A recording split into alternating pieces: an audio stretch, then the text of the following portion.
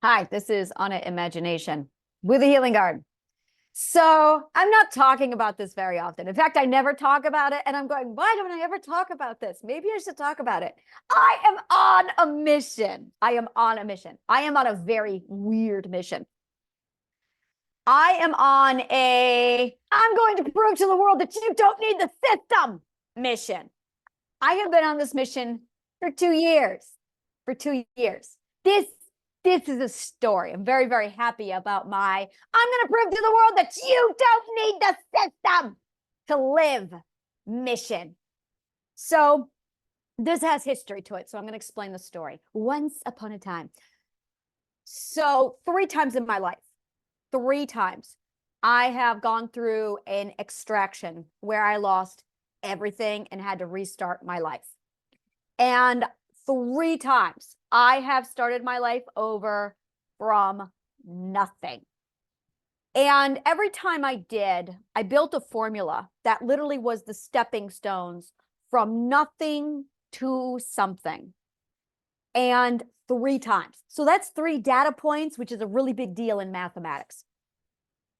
And every time I came to the same point of the equation, which is I need money, I'm going to go get a job, I went and got a job. Now, the 4th time this happened, I did it on purpose. It was 2022. And I realized that the system, first of all, the system is a rape culture. That's the first thing.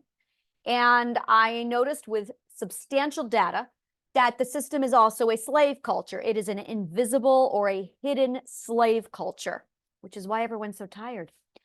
And I wanted an alternative. Now, every time I asked anybody about this, I got the skeptic's point of view. There is no alternative. This is it. Well, that's slave. If there's no alternative and there is no option, it's slavery. So everyone's walking around claiming that America's free. And I'm going, well, if it's free, let's put that to the test. Now, growing up 40 years a domesticated slave, this really mattered to me. So in 2022, I had my formula and I decided I'm going to do it. I'm going to start from nothing again. This time on purpose, I'm going to follow my formula. But instead of getting a job, I'm going to do something different. I'm going to figure out how to make money without the system. This is what I learned. You need a system. You need a system. I've learned that you need a system. Now, you don't have to have that system, but you need a system. It's called a network. I call it a societal network system or just a network. You need a network. You're not going to make money without a network. Not going to happen. This is what I learned. So my other problem was the current network or the current societal system, which is unethical, rapey, slave, and narcissist based. We're going to go through that one more time. The current system we have is unethical, rapey, invisible enslavement, and narcissistic. Now, I did not want to put any time, effort, anything into that system because I'm boycotting it. So I officially boycotted the system in 2022. Boycott. I love the power of boycott. Love the power of boycott. I talk a lot about boycotting and how much absolute weight and power that has in the consumer's hand. So I wanted an ethical system. That was my first priority. Is I wanted an ethical system that preserved consent and choice. I wanted an free system, an actual free system, and I wanted it to be healthy, which meant non-narcissistic. So I began this pursuit for an ethical, consent, choice, open, free, the real free, healthy system. It did not exist. It did not exist. So that's when I realized, how do you make money? The real phrase, it's not how do you make money? That's narcissist talk. The real phrase is, how do I transfer and exchange my resources for monetary resources? And that's where it gets into trade and bartering. And I'm like, all right, so in order to do that, you're going to need a network. So you cannot get money or trade resources without a network. Now, my next goal, once I realized that 100% of my success was going to be dependent upon this network, it led me to my next agenda, making sure that we had an ethical, consent-laden, free, healthy network. It doesn't exist, so I built it. I call it Pando. So I put together this concept of the Pando network, and that's what I'm building. I've got the ethical code. This is what I'm nurturing. And Pando is ethical leaders, ethical living. It's people who are mindful about this, seeking that community. And it is very, very exciting. I'm loving this project. And I realized that what we lack is basically a done-for-you network. Now, this is why the current system works, is because they provide you with a done-for-you network. You go to school, boom, done-for-you network. You go to church, boom, done-for-you network. You get a job, boom, you get the idea. So I'm trying to figure out, okay, how the fuck do I build a done-for-you network? Now, here's where I noticed. If you become an entrepreneur, you have to build your own network from scratch. That is called a DIY network. Can we all just take a moment and say this? What a fucking pain in the ass, right? I mean, what a fucking pain in the ass to have to constantly DIY your own network every fucking time. I want to go an extension further here. When I was an author, well, I am an author. When I was building my author platform, and I was a fantasy author, I'm a multi-genre author. So I walked into this world building my author platform, and everyone's like, oh, well, if you're multi-genre, you're going to have to restart your network all over from scratch. And it's true. If you walk in and you build a network that is strictly fantasy, you are not going to have a network if you would decide to write romance novels. So, and I have a friend, a very dear friend of mine. He's my first Adam. I collect Adams, and he was my first Adam. And he was a children's book, young adult author. He then decided to write in science fiction.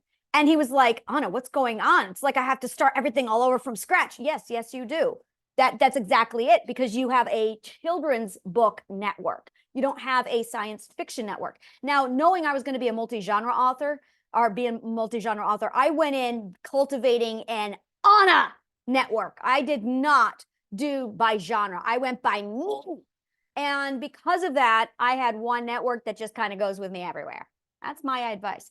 So this is what a lot of people see is if you build a you fan club, a you network, it's going to go with you for the rest of your life. But if you hone it in on just your book or just your genre or just your whatever, what your target is, you're not going to have a transferable network. You're going to have to rebuild a network from the ground up. This is where I see authors where they'll have an author website and it will just be a book title. And I'm like, oh my God, you're shooting yourself in the foot. Because in that case, you will just have that book, which has a fan club. So every time they write a book, they have to rebuild a new network. Whereas if you have an author fan club, doesn't matter what you do, they're going to love you. So always, always, always go for you are the brand. There's the book that's the brand, or there's the product that is the brand, and then there's you that is the brand. If you are an artist, this applies. So it's a pain in the fucking ass to do a DIY network. And every entrepreneur is stuck doing a DIY network. Now I'm sitting here going, why? Why the fuck is this the case? And what I've noticed is people will go into this business network group where it's, and I've seen this, I've been in parts of these groups where it's public speaker network. Well, that's like a genre. That is exactly a genre. So there's a network where all it is nothing but public speaking. You'll go to a club where it's a book club. Let's get off the books. You go to a club where it's a hiker's club. It's all just hiking. This is not sustainable. These are what I refer to as level 1 networks. And the reason why is because they only serve level 1. There's only one thing they offer. So every time you switch a hobby, you're going to have to rebuild a new network. This is not smart. This is not smart networking because you're going to have to DIY a new network every fucking time you sneeze. So Pando is a done for you network that is a tier 5 network. Completely different creature. The society is a tier 5 network. All societies are tier 5 network. The tiers are based off of how many elements you offer. Entertainment, education, health. Entertainment, education, health. Nonprofit and or government facility. And community. Those are the 5 tiers. If you do all 5 of these, you have a 5-tier network. If you do 3 of those, you have a tier 3 network. Most networks are 1 or 2. And as a result, every time you switch, you have to rebuild a DIY network. Whereas Pando is a 5-tier network. It offers all of this, all of this. We do education, we do mental health. We will be working on physical health later. We do mental health. We do, actually, no, we do physical health because we're bringing in people for that. So we are turning it into a tier 5 network. We have education, we have entertainment, we've got the playground, we do nonprofit. So it's literally a full societal network with all the workings and everything, but it's ethical based. It is conscious awareness based. It is consensual choice. It is freedom, and it is health based, as opposed to the current network, which is unethical, rapey, slave, and narcissistic. We've got another culture that's like, okay, we're going to build on this. So the done for you network is really that sweet spot. So I'm sitting here now, 2 years into this mission, where I boycotted the system due to its lack of ethics, going, no, you are too unethical for me. Fuck you. And I've boycotted that system. That's Wonderland. So I got here and I went, great. Now, how do I get money? Okay, I need a network. So I built a network and now I'm nurturing the network, but I'm like, why don't I like this network? Because it's an asshole. That's an asshole network. And I want something that's not an asshole network, which is the ethics, the consent, the freedom, and the health. So that's what Pando does. So in addition, this is the best part. Back to my, I'm on a mission to figure out how to rise thyself from nothing into everything. So I found that formula, the formula that I kept, like, oh, I'm just going to go get a job in the asshole realm. And I love that, the asshole realm. And I realized that, well, I was able to figure out the rest of the formula. And that's where I'm at now, is I finally have found the full formula. The formula is done. So now it's literally from birth to death, life, the formula. I love that. Life, the formula. That's what it's got. From birth, this is going to be a book title probably. From birth to death, life, the formula. That's really catchy. The formula. And it is literally, you give me the problem and I got a formula for that. You know, oh, I got an app for that. I got a formula for that. So from birth to death, life, the formula. And I finally finished the rest of it with power economics. Power economics is what everybody has been missing. And that's like the whole thing. I'm just like, oh, there you go. Now it's just doing it. Now it's cultivating and nurturing the network and putting it through there. So this is me basically reporting from the other side of society, from the outside of society. So this is my documentation, and this is what my research has revealed. 1, you need a society if you want money. If you are a hermit, this excludes you. Hermits need not apply. If you want resources, because a person is a closed network. So if you want to trade your resources, you are going to require a system. And then it came to the next lie or the next myth from the asshole land, where they said things like, there is no alternative. Oh, yes, there is. And I made it. So fuck you. So I've got my alternative, which is Pando. And you absolutely can have an alternative. So instead of building from the scratch up, doing a DIY, it's a done for you model. So we have a non-asshole done for you network, societal network that's a tier 5. That's what it is. We do not compete. I don't compete. Competition is a hierarchical. I just learned this word. It's not hierarchical. It's hierarchical. So I learned that hierarchical systems are what is toxic. They are what cultivates the rape culture, the hierarchical. So the Pando network is not hierarchical. It is 100% based off of equal footing. And this is one of the things we teach in our educational program when you come over to Pando. So the concept that there is no alternative is bullshit. Yes, there is. You can make your own DIY network. And in point of fact, we see that with networks like the Burning Man network. The Burning Man network is a moneyless network where it's all barter trade without money. I have a lot of other problems with that community, and I also have a lot of other problems with their aversion to money because I'm a capitalist, proud of it. So I'm just putting that over there. That being said, I am huge on ethical capitalism. I want you to say these words with me. Ethical capitalism. It's a thing. You just haven't seen it yet.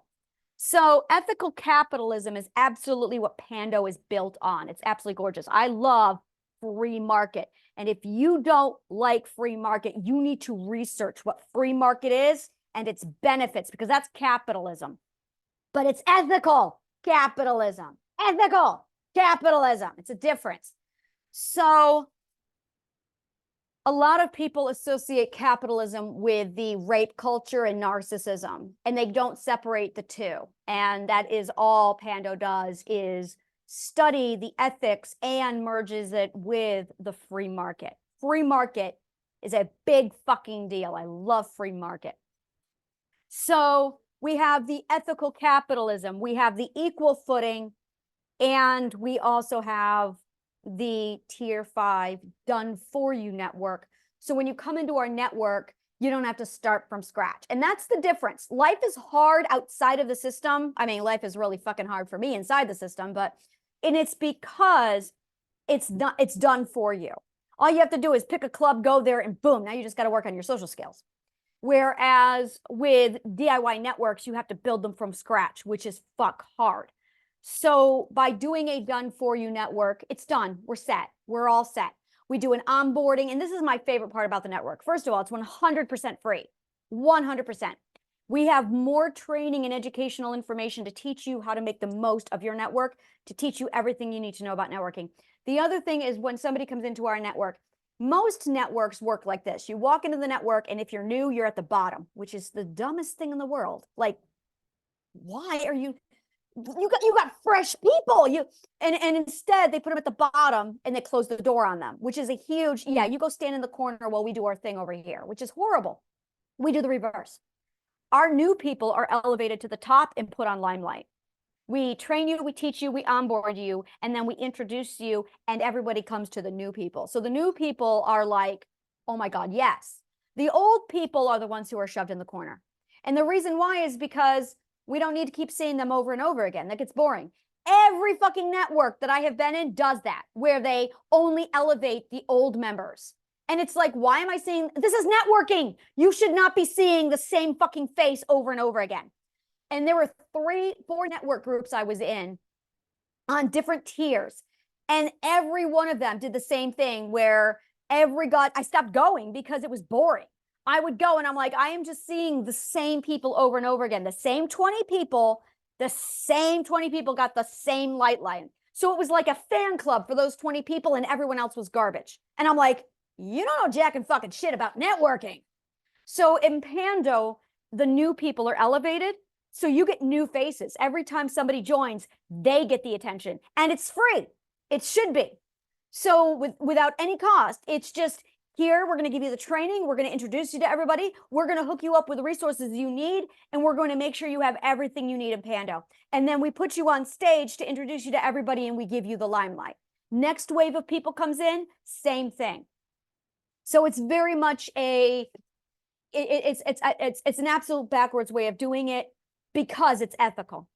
So the done for you model, and this is really it, is once I realized, okay, so you do need a network, then it was a whole science of what does a societal network do for you, what's toxic, what's working, what has worked, what hasn't worked. And it's 2,000 years of sociological and psychological research combined with philosophy and ontological physics, you know, the little stuff. So when you sit down and you also take into account power economics and how this whole thing moves the model forward, it's extraordinarily powerful. So that is really my current research on all of this, where I'm taking a step back going, it's been 2 years of boycotting the system and trying to figure out how to navigate life outside of the system. Now, the other thing that I hear a lot from people is, if you're going to quit the rat race, make sure you have X amount built up. So there's a lot of people who are enduring the rat race to prepare for the exit. I couldn't do it. I could not do. I quit cold turkey. This is how I do everything. I quit cold turkey. That's right. That's right. There was a book called The Sugar Diet, and it was like, we're going to do a sugar cleanse. And I went, I can do this. And they warned you, don't do cold turkey. Sugar is equivalent to heroin. And I'm like, I get this. So I did a cold turkey, removing all sugar from my diet, cold turkey. When they say it's like a heroin addiction, it really is. I went through mood swings, DTs, sweats, chills, vomiting for 30 days. I literally ate nothing but brown rice. At the time, I was not a vegetarian. So I ate chicken, eggs, brown rice. That's all I ate. Then I introduced vegetables back into my diet.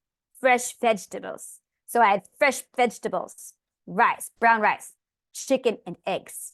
Nothing else. And coffee. I wasn't going to go without coffee. And I allowed myself 1 teaspoon of coffee in my sugar because it's coffee. But that was it. And I mean, I had a teaspoon and I measured it. And I learned, when they say don't go cold turkey, don't go, oh, the headaches, don't go cold turkey. I went cold turkey. I think a heroin addiction would have been easier to wean myself off of. So sugar is poison. So that all being said, it was, yeah, I did it. I went cold turkey. When I went back into the system to get that piece of the formula again, and I'm like, I can't. I can feel the shackle of slavery as they take away my choice. So I totally just quit the system, cold turkey, and I'm like, well, here we go. Faith in the universe. And I did. So I've been living like this for 2 years, boycott the entire system. I do use the train subway system, and that's it. That's it. And I will work with a business, free market. So I will work with a business, but if it's a government business, I don't fucking touch it. Boycott. So it was really an experience of, all right, so you do need a system. And now it's the conscious choice of what kind of a system do you want. And I'm on this massive mission of educating people on what kind of a system you should have, what kind of a system should be working for you, how to build your own system, all of it. And it's literally free market, because you can do that here. So this is why capitalism is good, because it gives you the fucking freedom to be a business owner. Otherwise, 100% of all businesses are owned by the government, like the educational department in the United States. And look where that's all gotten us. So fucking free market is amazing. So we teach people how to do this, how to build their own network, and how to nourish the network they have. We teach people the tiers of networking, what you can expect, and how to do it ethically. We teach them the different types of networks and what a societal network does for its people. And we teach the people also how to tell if you are in a toxic network or a healthy network, because that's really fucking important. So that is my reporting in on this 2-year mission that's coming to a close on what it's like to boycott the system. And it is amazing freedom. I cannot tell you. So here's some symptoms. Time does not exist. Time does not exist. I cannot have conversations now with people, and I need to warn you, if you're going to boycott the system, if you're going to walk away from it, this is what you're going to see. Absolutely time. Time stops to exist. I will go 2 weeks without having an idea what day it is. I have no idea the time. I know the moon cycle, and that's all I got. That is my only time. There's zero urgency. Zero urgency. It took me a very long time to organize my calendar and my schedule, and this is what I got. I got index cards that tell me when I have appointments. So that is literally the only timekeeping I have. The other thing that I noticed that was vital, oh yeah, bills pay. Bill paying is weird when you're outside of the system. There's no relativity of time. So when the full time cycle goes through, I'm like, what, this again? Didn't we just do this? There's no relativity to time. The other thing is the slave conversations. I'll be at a party or an event and I'll hear the conversations and they go like this. How's your enslavement going? Great, I'm tired all the time and it's shit. And I'm thinking about changing out my slave owner for somebody less abusive. Good luck with that. I've done that 5 times and every slave owner's a fucking asshole. I know it. How are your kids adapting to the slave system? Well, the ADHD and the mental illness has settled in, so about the same as the rest of us. That's what I hear. And I'm just like, wow. And then they ask me, what do you do for a living? What do you do for a job? I'm not in the system. And I was at an event about 2 weeks ago. And he made a comment about money. Oh, this one was really weird. He made a comment about money. And I went, was that sarcasm? And he was like, no. And he was saying something about how you need money to live. No, you don't. No, you don't. You need resources to live. Money is not the only resource. So fun fact, when you're in the shit system where assholes rule, they teach you that the only resource is money. In this non-asshole system, you figure out all of the other resources and you learn how to use those to live instead. So you don't need money. You don't need it at all. It's extraordinary. You don't need money. You just need resources, which you have. So you learn to think in terms of resources, assets, and problem solving. That's it. Resources, assets, and problem solving. And that is the mindset outside of the system. Resources, assets, and problem solving. You don't need money. You got those 3 things and you don't need money. Money is for people who don't have resources. It's for people who don't have assets, and it's for people who don't problem solve. But they don't teach you how to problem solve in the asshole system. So you're fucked. But here, oh, you learn how to problem solve. That's all we do here. So when I'm talking to somebody and they make a reference about me with money and I'm going, I don't understand. Like I really struggled. And it took me a while, like hours later, I was still trying to figure out what he was saying. And then I realized, oh, he's making a comment, assuming I'm in the system, but it doesn't apply to me. The other thing that I run into a problem with is people not understanding this. This is a really interesting thing, is I'll get into a conversation with somebody and they'll be like, they'll assume I'm in the system. And my mentality, time, money, and freedom are completely different for me. So I'll make a comment and they'll be like, they'll look at me like I'm like I'm an ambassador from the abstract. And they'll be like, how is it possible? And this took me a while to navigate. It is easier. There's like a rating system I have on people where it's, are they a level 1 in the system, which are the people who are so enclosed in the system they can't think outside of it. Like, dude, you are the Matrix. That's it, dude, you are the Matrix. I don't even try to explain it. I just yes them going, okay. Then there's level 2 where they've heard of the mythical land beyond the great white plains in the world of black and white. They know there's some place out there and they're still debating, does it exist? Is it a myth? Can we get there? What great quest beyond the valley of shadow and death do I have to undertake to reach the mythical city of freedom? Those are my people. I've been those people. And I can talk to them a little bit. And then I get, how did you do it? Oh, I quit it cold turkey and I took the consequences. But you learn how to problem solve real fast. And then the third side to all of this is the fun part, were the people who have gotten out and they were trying to figure out, but they were toggling between freedom and I have not met anyone who's completely out. Never. I have not met anyone who's completely out.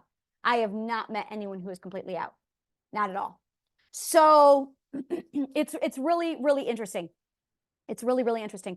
And it's funny because I had this one day where it was very abstract, where I had this story vision of, I've been wandering the wilderness of nothing outside of the system for 40 years. I'm a black sheep. They threw me out way in the beginning.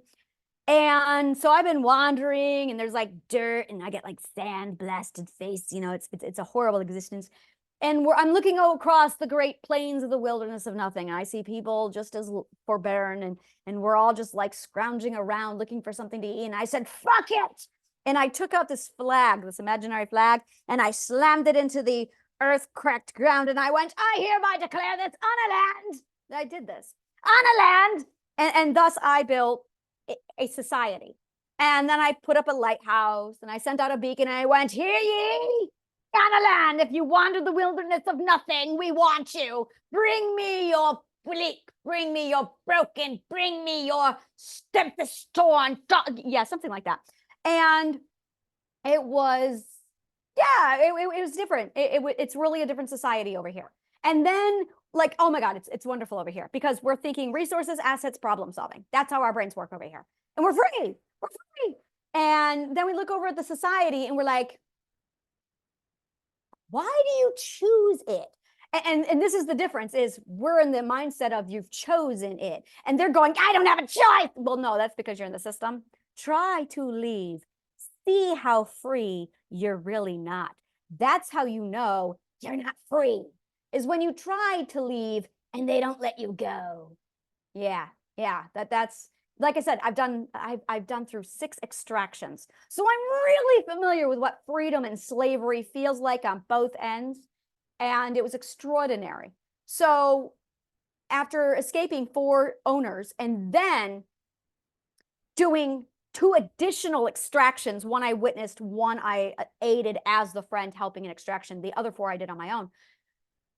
Then there was the extracting myself from the culture. And when I extracted myself from the system, I was like, wow, this feels exactly like when I had to extract myself from my slave owners. Why does the system feel like a slave owner? Logical deduction. So once you decide to leave the system and either DIY your own network or join the Pando, a done-for-you network, or you find a different network that suits your taste, being aware of your freedom, how your network is working for you, all of these things take into account. And I'm going to say for the 18th millionth time, your resources, your assets, your problem solving. You do those 3 things and you do not need money. You do those 3 things and you do not need money. Resources are currency. Problem solving is currency. And assets give you more resources. So again, assets give you resources. Resources and problem solving are currency. That is what you trade, is resources and problem solving. So when you realize how to recognize your assets, how to recognize your resources, how to problem solve, oh, you don't need money. You don't need money at all. Not at all. Like I said, living in New York City for 2 years without an income. You don't need money. So I'm going to try this because this is one of my oratorial skills that I'm working on. It's called How to Close a Conversation Without Abruption. I'm going to try this now. This has been an imbroglio. Thank you so much. And may the kindest of words always find you.